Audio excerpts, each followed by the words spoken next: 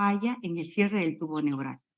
Como ya hemos explicado en las clases anteriores que tuvieron conmigo, cómo se forma el tubo neural, ¿no es cierto?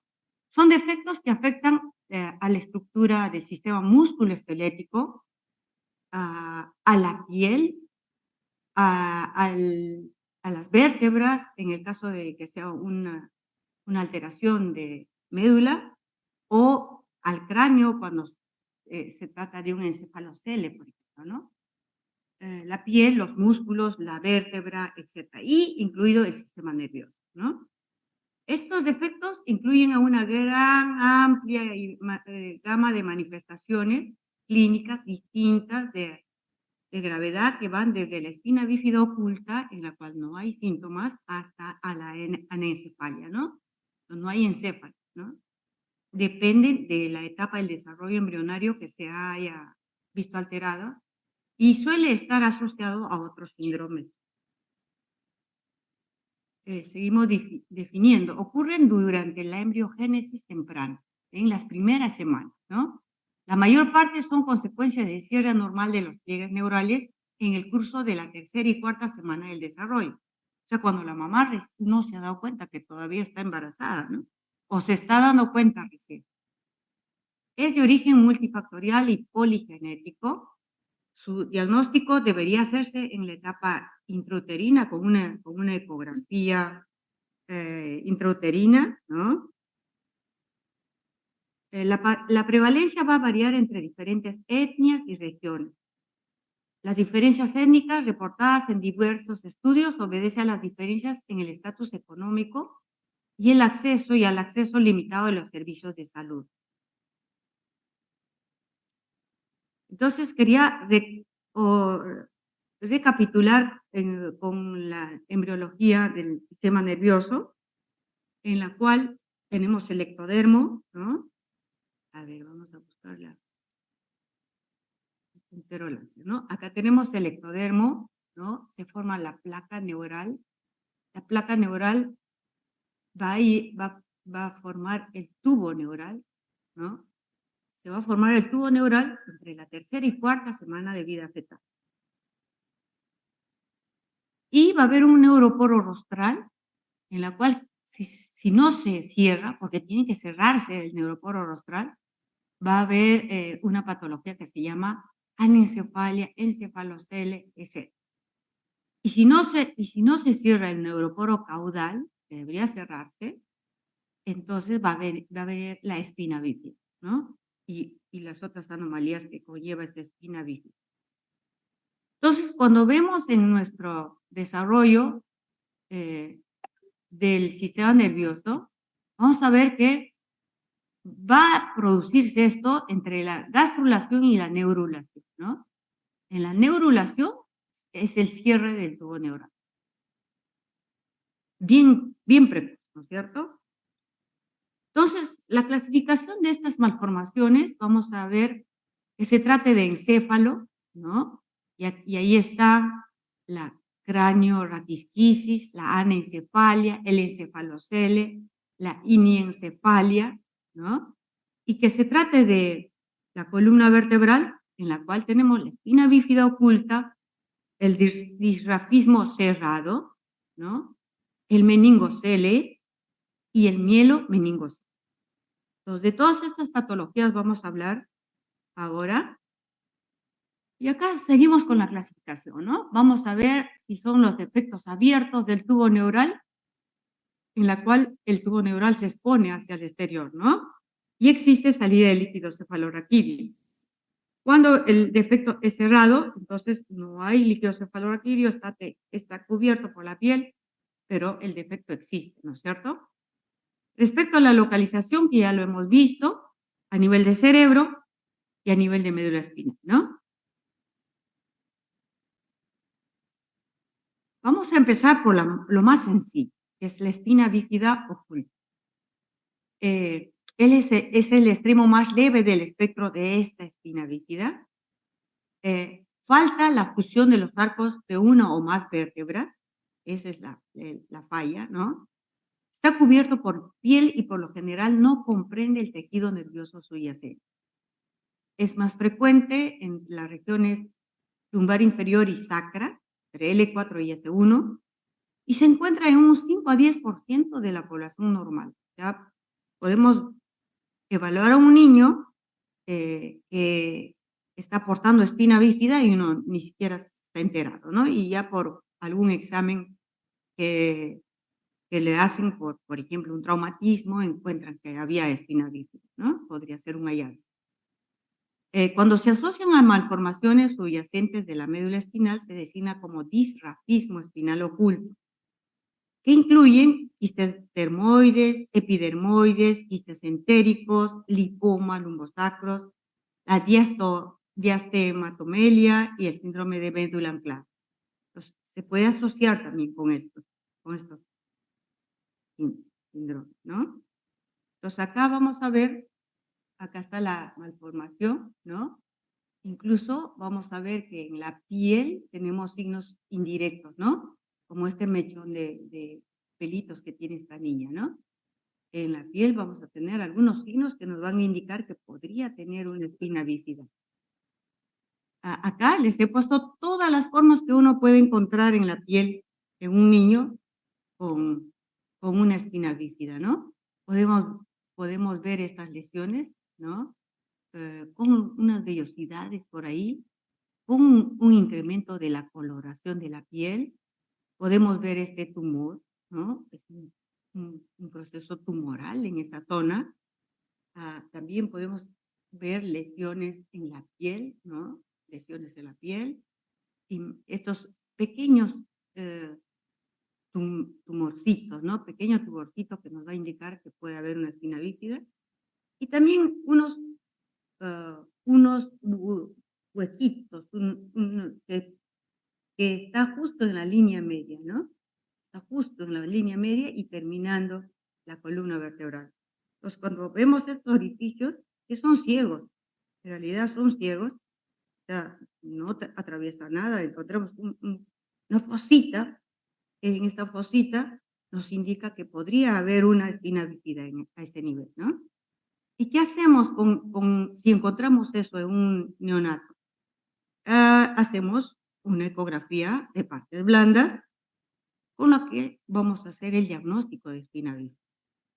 Ese diagnóstico es fácil de hacer con la ecografía, porque cuando pase el tiempo y ya la ecografía no me va a servir, el tiempo quiere decir que cuando ya es escolar, por ejemplo, o preescolar, ya la ecografía de partes blandas no me va a servir y tengo que hacer una resonancia magnética. Entonces, cuando es neonato y veo estos signos en la piel, le pido una ecografía de partes blandas y hago mi diagnóstico definitivo. No tengo más que hacer otra. La espina bífida quística.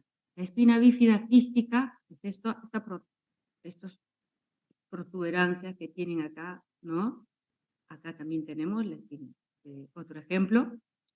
eh, Cursan con la salida de la médula espinal o de las meninges o de ambas por el defecto óseo, ¿no? Por el defecto óseo y forma un quiste o un saco, ¿no? La mayoría se localiza en la región lumbosacral. Entonces, acá vamos a tener dos patologías. El meningocele, cuando el saco contiene meninges, como dura madre y aracnoides, y líquido cefalorraquídeo, que hace prominencia desde el canal vertebral a la región afectada, ¿no? Los síntomas neurológicos de este cuadro suelen ser leves, pero pueden existir anomalías de la médula espinal. Lo que es el mielomeningocele afecta al tubo neural, la médula espinal o raíces nerviosas, además de las meninges. La médula espinal protuye o queda completamente desplazada hacia el espacio subaracnoideo y hace relieve. Puede estar cubierto por piel o por una membrana muy delgada que se rompe con mucha facilidad. Estas sí, como contienen el tejido neural, van a dar alteraciones motoras, mentales incluso, que requieren tratamiento durante el resto de la vida y suele estar asociada a hidrocefalia. Y esta se asocia a una malformación que se llama la malformación de Arnold-Chiari, entre otras alteraciones. Pues acá en el dibujo van a ver que acá está la vértebra, ¿no? Esto es un meningocele, porque la médula espinal está localizada adecuadamente y lo que protruye es las aracnoides, ¿no? Lo que protruye es el líquido cefalorraquídeo, ¿no? Lo que es en el meningomielocele o mielomeningocele, también se le denomina así, vamos a tener la vértebra, ¿no? Como la anomalía vertebral, por donde protruye la médula, ¿ya? La médula y están las aracnoides y el líquido cefalorraquídeo, ¿no? En este caso está cubierto por piel. En algunos casos puede ser la membrana muy friable y se puede romper. Entonces, este es un mielo, si está esto roto, sería un mielo meningocele roto, ¿no?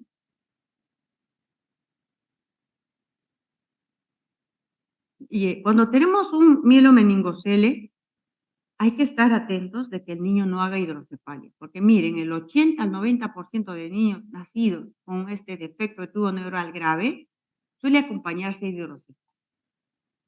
Y suele acompañarse también de una malformación de Arnold. Hay niños que nacen con una malformación grave, pero que no tienen hidrocefalia en el momento en que, de los primeros días. ¿Cuándo le operan? Cuando, eh, cuando hay un acto operatorio del defecto, hay que continuar siguiendo al paciente porque ahí es que empiezan a hacer hidrocefalia. Entonces, en el postquirúrgico también hay que estar haciendo el seguimiento porque pueden hacer hidrocefalia. O también cuando recién lo tenemos diagnosticado la malformación, ¿no? Entonces, hay que tener en cuenta la hidrocefalia porque esto es lo que más va a dañar al encéfalo. ¿Y qué es la malformación de Arnold-Chiari? ¿Qué pasa? Que vamos a ver esta es una anatomía normal del encéfalo, ¿no? Entonces acá tenemos el cerebelo, acá tenemos el tronco, ¿no? Y acá está la médula, ¿no? Cuando hay una anomalía del- de, la, de la médula, un mielomeningocele, por ejemplo, hay una tracción hacia abajo de la médula y tracciona al cerebelo que está en la base, al bulbo que está en la base, y esa tracción va a hacer eh, que se cierre eh, el canal por donde discurre el líquido cefalorraquídeo, ¿no? Se tracciona, se cierra, ya no discurre el líquido cefalorraquídeo y el líquido cefalorraquídeo se queda en el sistema nervioso central, en los ventrículos, y esto va a hacer que se dilaten los ventrículos y haya una hidrocefalia. Esto es la malformación de Arnold-Chiari. Y acá abajo les he puesto, para que lo vean mejor, cómo es en una resonancia magnética, ¿no? Entonces tenemos que desciende hasta el cerebelo, como desciende, altera el normal curso del líquido cefalorraquídeo y hace que el líquido se quede en los ventrículos y haya una hidrocefalia. Otros efectos de tubo neural que son mucho más graves, ¿no? Y generalmente son incompatibles con la vida, ¿no? Es la mielosquisis o raquisquisis. Este es el tipo más grave de espina bífida, ya que se produce antes de los 28 días de gestación. Los pliegues neurales no se elevan y persiste en forma de una masa aplanada de tejido nervioso. No siempre es mortal, pero los que sobreviven tienen problemas muy complejos y fallecen generalmente en los primeros días de vida, ¿no? Está la cranioraquisquisis, también otro defecto bastante grave, ¿no? Incompatible con la vida. Que se llama exencefalia, cranioraquisquisis o anencefalia. Es un defecto que afecta a toda la porción craneal del tubo neural. El encéfalo está presente, está representado solo por una masa dorsal expuesta de tejido neural indiferenciado. Dado que el feto carece de control para la deglución, o sea, no hay masa encefálica, ¿no? Solo hay un tejido neural indiferenciado. Y como este niño no va a poder deglutir, ¿no? Incluso intraútero, esta madre puede tener un hidramius, ¿no? Un polidrámico. Entonces, cuando la madre, ustedes están evaluando al paciente y la madre ya tiene un polidranio, hay que estar pensando, hay que hacerle una ecografía, ¿no? Y ver si no hay defectos del tubo neural en el bebé, ¿no? En el embrión o en el feto.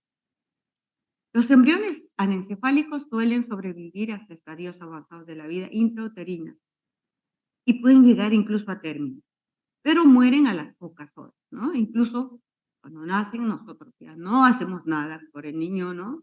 Lo limpiamos, lo cobijamos y nada más, porque sabemos que es incompatible con la vida. Y puede haber 2 tipos de anencefalia, ¿no?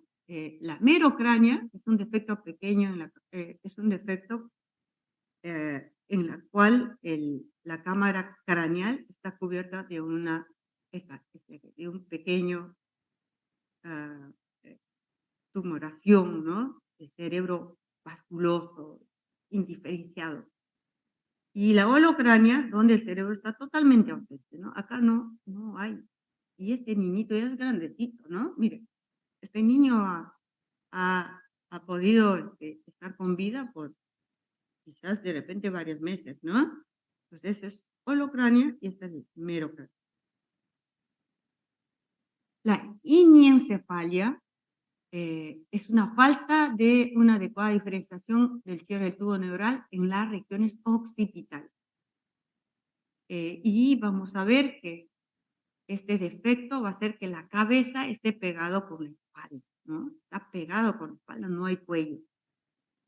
Es una deformación de la columna extrema, por lo general el bebé carece de cuello, por lo que la piel del rostro está conectada al pecho y el cuero cabelludo está conectado a la espalda, ¿sí? Como estamos viendo aquí, ¿no? Totalmente conectada la cabeza con la espalda. Si vemos en la radiografía, tenemos el cráneo pegado a la columna, ¿no?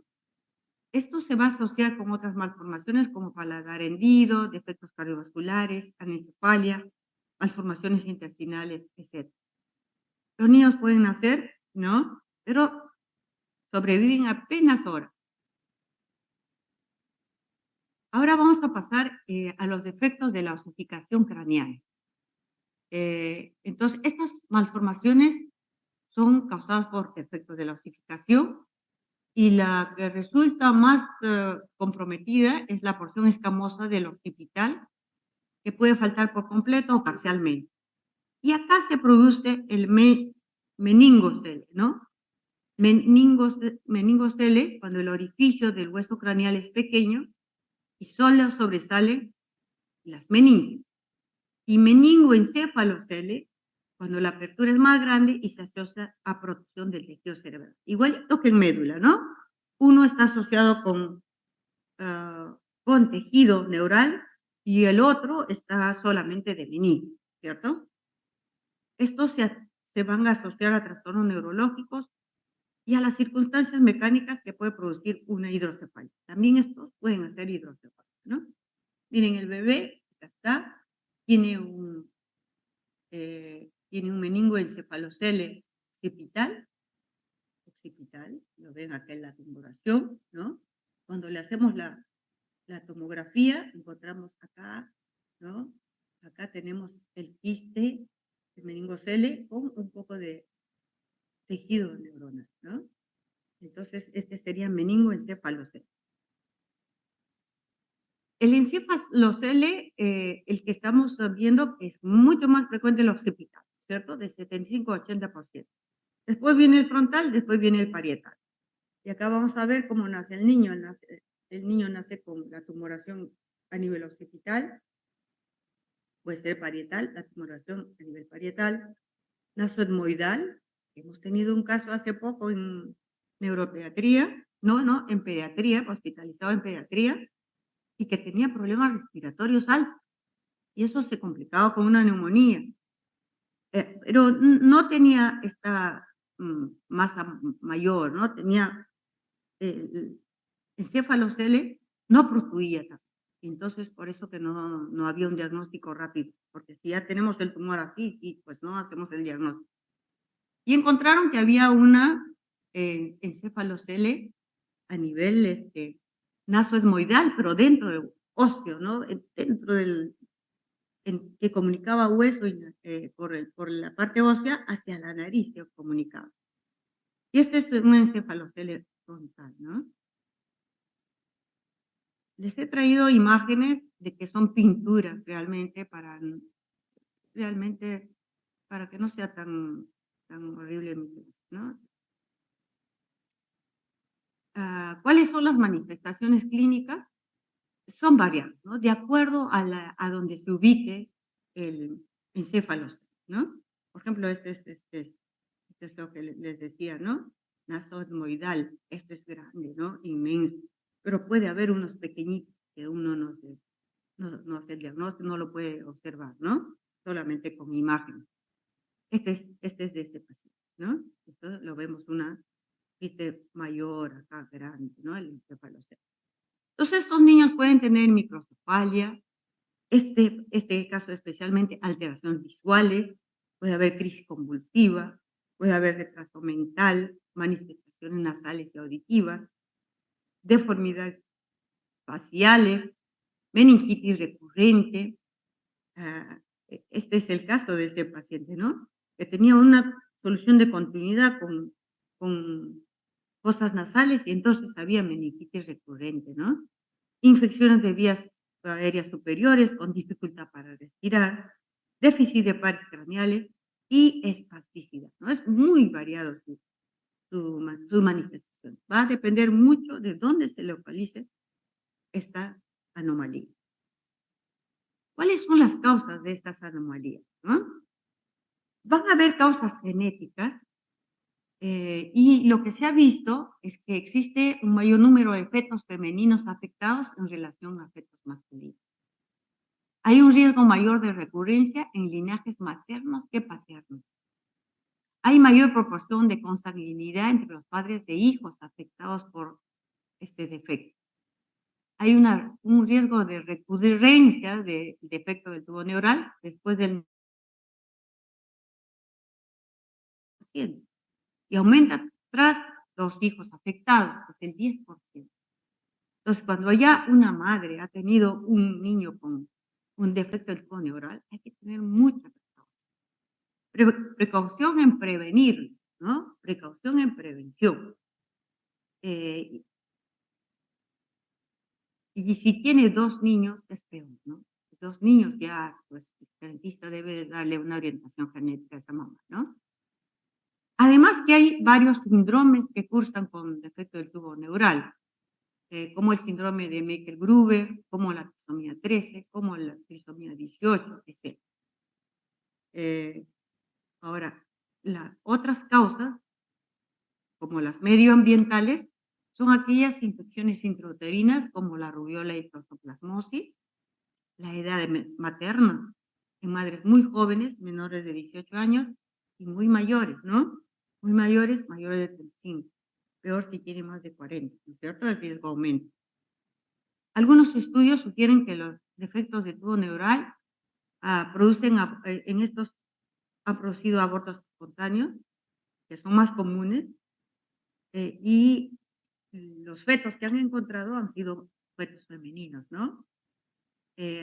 También se relacionaba con altas temperaturas, cuando la madre, por algún motivo, se encuentra a altas temperaturas, ¿no?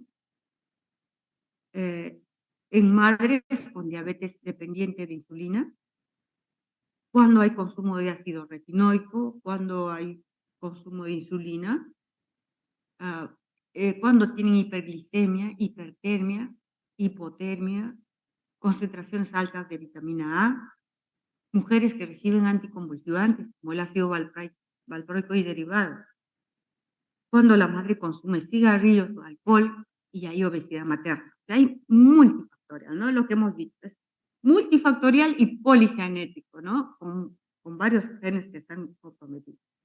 Y nutricionales, cuando hay déficit de ácido fólico en la dieta de la madre, ¿no? Vamos a hablar un poquito más de ácido fólico y el defecto del tubo neural. Se estima que la prevalencia de la forma más común de los defectos del tubo neural, o sea, anencefalia espina bífida, es un aproximado de 300.000 casos al año en el mundo. Esta prevalencia dijimos que varía entre países y varía entre etnias, ¿no? Se ha evidenciado que hace más o menos 2 décadas un declive de este defecto del tubo neural. Y esto se ha visto más en países desarrollados, porque todavía en el Perú, todavía tenemos niños con defecto del tubo neural, todavía siguen naciendo esos niños, ¿no? ¿A qué se relaciona? A la disminución del defecto del tubo neural por la prevención que están haciendo en los países desarrollados, o también la segunda posibilidad es la interrupción del embarazo luego del diagnóstico. Hay países en la que es legal interrumpir el embarazo cuando, por ejemplo, hay una anencia, ¿no? En Perú todavía no hay una ley que diga que sí se puede detener el embarazo y la mamá tiene que llegar hasta las 40 semanas y, eh, se produce el parto y se ve que el niño va a fallecer en las primeras, ¿no? Ah, y lo que se ha visto es que la nutrición materna es muy importante para el desarrollo del niño, ¿no? E incluso esta mamá que debe programar su embarazo, debe tener una muy buena nutrición previa al embarazo y también debe tener un complemento de vitaminas, ¿no? Entonces, se ha visto que la disminución del defecto tubo neural se debe principalmente al consumo del ácido fólico por la gestante. Entonces, a, a las madres hay que prepararles, ¿no? Cuando piensan en embarazarse, deben estar bien nutridas y deben de consumir el ácido fólico, ¿no? Para que no tengan este problema con sus niños. El ácido fólico juega un rol fundamental en la regulación de la diferenciación celular y la división celular. Estos eventos requieren un control preciso de la mitosis y de la reparación del ADN. Así como el defecto del tubo neural puede ser la consecuencia de eventos escalonados que parten de la reparación defectuosa del ADN en el periodo crítico de la neurulación. Acuérdense, neurulación, inicio de la gestación, ¿no? Inicio de tercera, cuarta, quinta semana, ya podemos saber si ese niño va a tener un defecto del tubo neural o no, ¿no? Para ayudar a prevenir la recurrencia, se recomienda a las gestantes una dosis de 4 miligramos de ácido fólico desde los 3 meses antes del embarazo. Esta es una dosis 10 veces mayor que la de la normal, que es de 400 microgramos, que normalmente requiere una persona, ¿no? Entonces, previniendo con darle ácido fólico, prevenimos este defecto de tubo neural, ¿no? En la mayor parte del el metabolismo del ácido fólico y la homocisteína es esencial para entender el desarrollo del efecto del tubo negro, ¿no? El efecto del ácido fólico aún no se comprende completamente, pero se presume que contribuye a nivel de la regulación de los factores epigenéticos, previniendo la metilación del ADN y o la proliferación celular a través de la síntesis de purinas y pirimidas. Hay un estudio que se hizo en 2.593 casos de espina bífida en Estados Unidos y los autores encuentran una reducción de los casos reportados de espina bífida. Primero los evalúan entre 1992 a 1996, donde no se daba el ácido fólico, y después cuando ya lo fortifican y le dan ácido fólico del 96 al 2016. La reducción observada en general fue del 23%. Siendo mucho mayor de un 70% si solo consideraban los casos severos. Entonces, sí es importante eh, dar ácido fólico a las madres porque nos va a bajar bastante, ¿no? La incidencia de efecto del tubo neural. Ahora, también hay pacientes que toman algunos fármacos que van a reducir la utilización de folato, ¿no?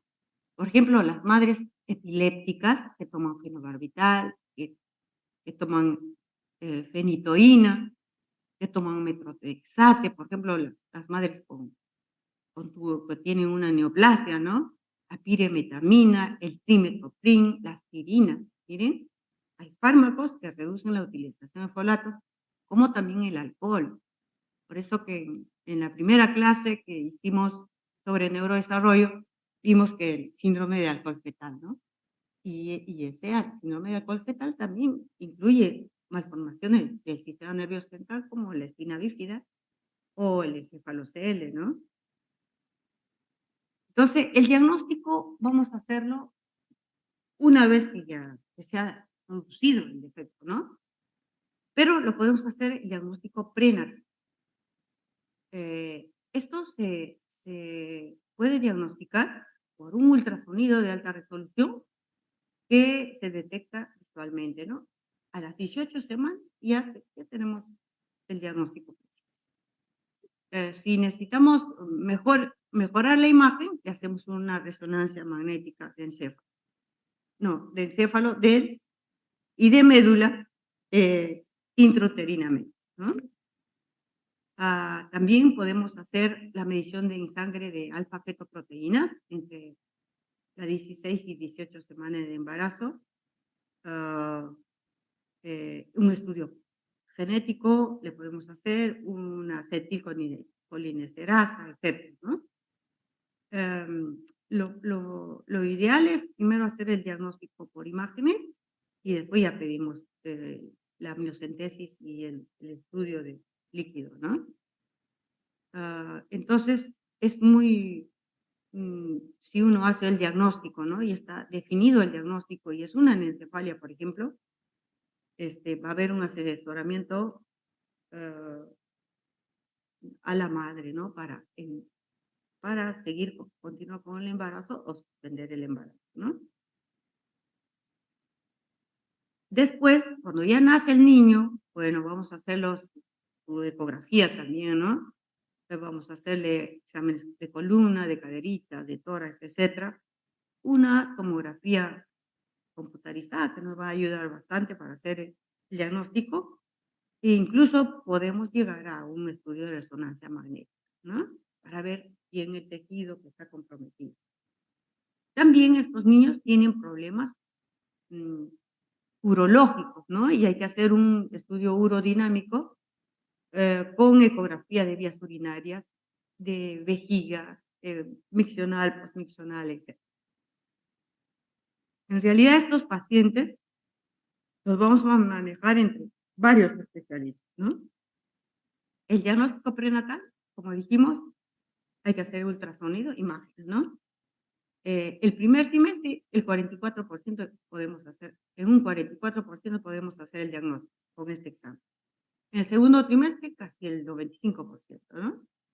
Lo que hay que es buscar malformaciones asociadas, ver el nivel de la lesión y la ecografía debe ser tridimensional, ¿no? Y si nos falta mejorar la imagen, le hacemos su resonancia magnética. ¿Cuál es el tratamiento? El tratamiento es, como les decía, es un equipo que lo maneja, ¿no? Desde el obstetra, ¿no? Que el obstetra va a estar haciendo ya el diagnóstico intraútero de esta malformación. Ah, Viene el neonatólogo, el pediatra, el neuropediatra, el urólogo, el ortopedista, el fisioterapista, el neurocirujano, la especialista en genética clínica, la asistente social, porque lo va a necesitar, ¿no? Y todos ellos trabajamos en conjunto y seguimos a estos pacientes. El tratamiento va a depender del problema que se haya presentado y el grado de afección. Cualquier daño neurológico o pérdida de función que esté presente en la etapa prenatal o postnatal, ¿no? La cirugía prenatal en realidad no lo hacemos, no lo, no lo hacemos en nuestro país todavía. Sería mejorar, por ejemplo, una herniación cerebelosa, evitar el deterioro neurológico, reducir la necesidad de derivación ventrículo-peritoneal. Las indicaciones están entre 19 y 26 semanas. Hay que ver dónde es el defecto anatómico, ¿no? Y también corregir las malformaciones asociadas, que generalmente con malformaciones asociadas ya no se indica, ¿no? Contraindicaciones: que haya una gestación múltiple, que haya malformaciones asociadas y que haya una cifosis severa, ¿no? Como hemos visto, ese paciente que tenía pegado la cabeza a la columna, era imposible, ¿no? A nivel, cuando ya nace el bebé, ¿no? Si tenemos una espina bífida cerrada, no requiere cuidados especiales, egresa con la mamá y se hace una interconsulta neurocirugía, ¿no? Por consulta externa. Cuando la espina bífida está abierta, ahí sí es una emergencia, ¿no? Hay que colocar al bebé en una incubadora, hay que ponerle en posición prono de cúbito lateral o prono, ¿no? O sea, de rodillas, ¿no? Am, Hay que curar la lesión, hay que tomar muestra de ese cultivo porque se ha roto el saco, ¿no? Debe ingresar a sala de cuidados intensivos especiales neonatales. Hay que darle los antibióticos, vigilar, ¿no? Vigilar el crecimiento de la cabecita, ¿ve? Desde el inicio hay que estar viendo el perímetro cefálico porque puede hacer hidrocefalia. Manejo de líquidos electrolitos bien manejado porque por esa imperfección de la piel, como está roto, también hay más gasto hídrico, ¿no? Prevenir hipotermia, hipoglicemia, hipocalcemia. O sea, todo esto es neonatólogo, ¿no? El tratamiento quirúrgico debe hacerse entre 48 y 72 horas posterior al nacimiento y les hacen una derivación ventrículo-peritoneal generalmente cuando hay una hidrocefalia, ¿no? Realmente es una microcirugía que tienen que hacerlo con cuidado, con mucho cuidado de no tocar el tejido nervioso, ¿no? ¿Cómo puede prevenirse? Y esto sí es lo que ustedes van a aprender, a prevenir. La prevención primaria, destinada a evitar que esta patología se produzca, como una buena nutrición de la madre, que no, que no tenga estos hábitos de fumar del alcohol, etcétera, ¿no? Eh, Prevención secundaria persigue su detención y atención precoz del niño. Estos niños deben nacer, si tiene un defecto del tubo neural, tiene que nacer por cesárea, ¿no? No puede pasar por vía vaginal, porque si pasa por vía vaginal, comprimimos el tejido nervioso. Y la prevención terciaria consigue la total adaptación social del individuo afectado, ¿no? El objetivo prioritario debe ser profundizar en la prevención primaria, que está asociada a la déficit alimentaria, especialmente el ácido fólico, ¿no? Entonces, la prevención primaria es que la mamá esté bien alimentada, sin, sin tóxicos alrededor, ¿no? Y darle el ácido fólico para prevenir que se produzca este, este defecto. Miren, el ácido fólico puede prevenir hasta el 70% de algunos de los defectos del nacimiento grave. Ya dijimos, las mujeres necesitan consumir ácido fólico meses antes de quedar embarazadas y durante las primeras semanas de gestación. Las complicaciones de la espina bífida, ah, hay problemas físicos menores y problemas muy graves físicos y mentales, ¿no? La gravedad va a estar determinado por el tamaño, la ubicación de la malformación, si está recubierta o no de piel, si sobresalen los nervios espinales, si sobresale tejido nervioso, ¿no? Y una de las complicaciones va a ser la hidrocefalia, que les decía, ¿no? De inicio hay que estar midiendo la cabecita porque ellos pueden hacer hidrocefalia y hay que prevenirlo, ¿no? Puede ser causado por diversos mecanismos, entre ellos obstrucción de la circulación de líquido cefalorraquídeo, el Arnold Chiari que hemos hablado, inadecuada absorción de líquido o sobreproducción de líquido. Se presenta en el 20 a 30% de los pacientes con mielomeningocele al nacer, aumentando hasta el 80% después del cierre quirúrgico. Esto es lo que les estaba explicando, ¿no? Cuando hay cierre quirúrgico, aumenta mucho más todavía. Generalmente se presenta secundario a la anomalía de Arnold-Chiari, ¿no? En donde el descenso anormal del cerebelo por debajo del foramen magno obstruye la circulación del líquido cefalorraquídeo y origina la hidrocefalia, ¿no? Y acá está nuestro niñito, que clínicamente nosotros lo podemos sospechar en hidrocefalia, ¿no? Estos son los ojitos en sol naciente, ¿ya? Los ojitos aquí abajo, como si estaría naciendo el sol, se llama sol naciente.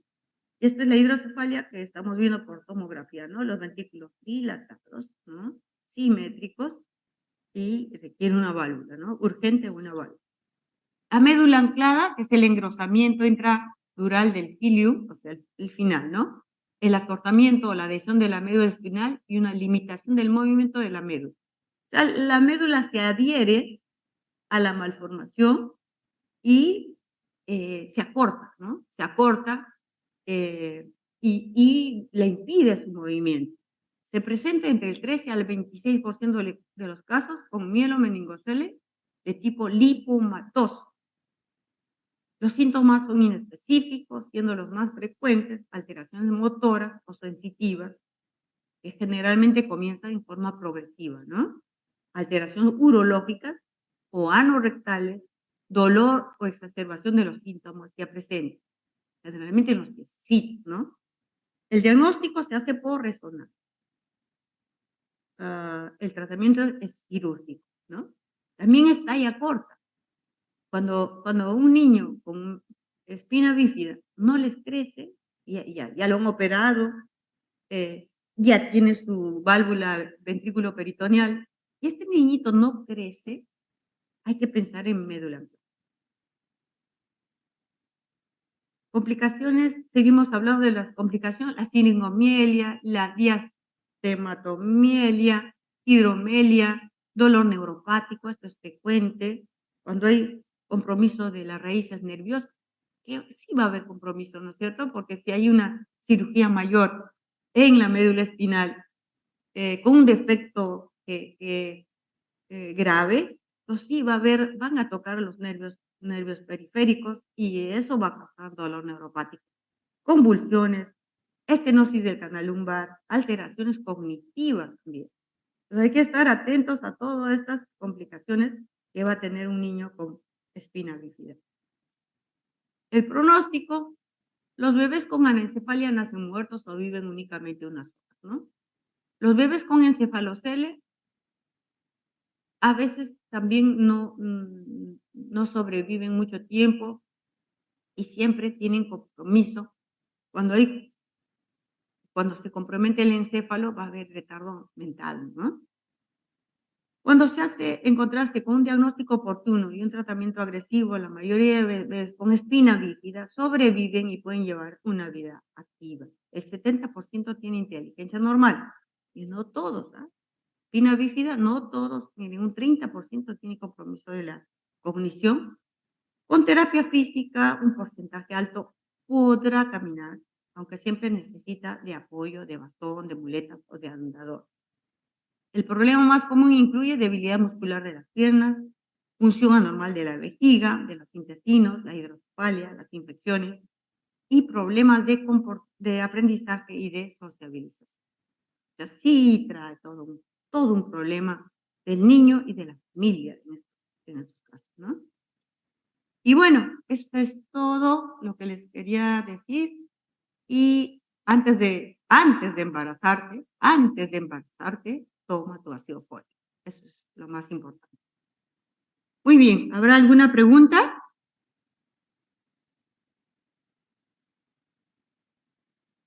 Esta es una clase corta, las siguientes son más largas. ¿Alguna pregunta? ¿No?